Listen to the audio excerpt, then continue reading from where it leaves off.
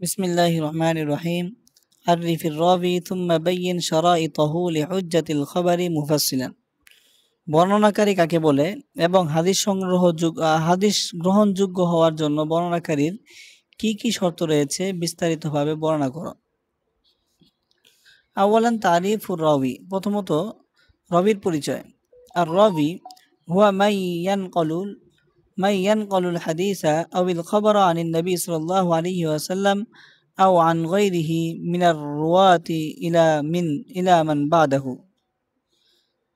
বাংলায় অর্থ: রাবী বা বর্ণনাকারী হচ্ছেন সেই ব্যক্তি যিনি নবী করিম সাল্লাল্লাহু আলাইহি ওয়াসাল্লাম থেকে বা অন্য কোনো রাবী থেকে হাদিস বা খবর শুনে তা পরবর্তী প্রজন্মে বর্ণনা করেন।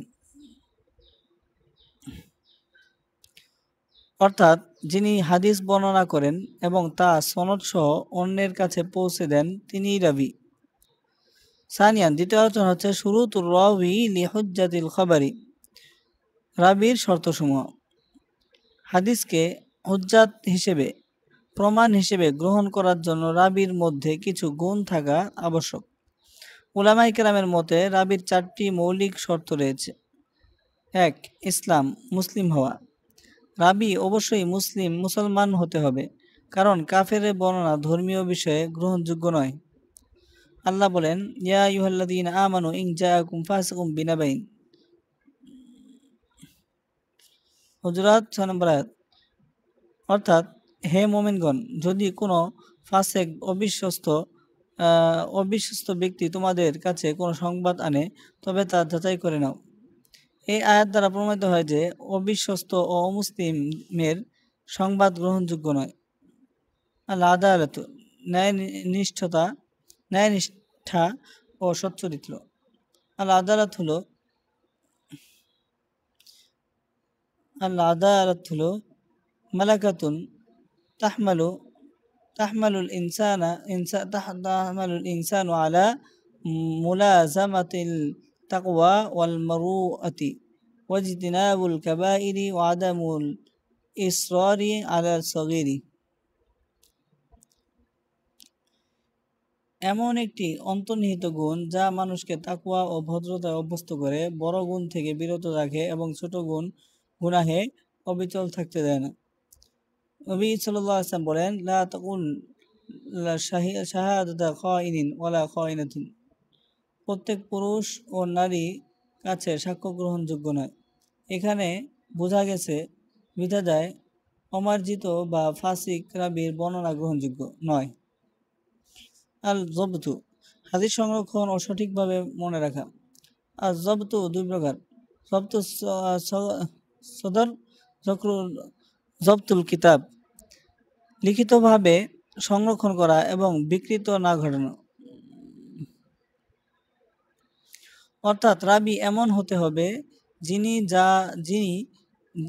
যিনি যা শুনছেন তা সঠিকভাবে মনে রাখেন এবং নির্ভুল সংরক্ষণ করেন। ভুলে যাওয়া বা গুলিয়ে ফেলা, পরিবর্তন করা তার স্বভাব হওয়া যাবে না।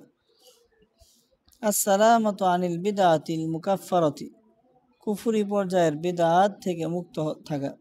রাবী যদি বিদআতি বিকৃত মতাবলম্বী হন এবং সেই বিদআত কুফরি পর্যায়ে হয়, তবে তার পূর্ণতা গ্রহণযোগ্য নয়। তবে যদি তার বিদআত কুফরি নয়, মিথ্যা বলার প্রমাণ নেই, তবে তার বর্ণনা গৃহীত হতে পারে। খুলাসাতুশ শুরুতিল আরবাই, শর্ত সংক্ষিপ্ত ব্যাখ্যা গ্রহণযোগ্য তার অবস্থা।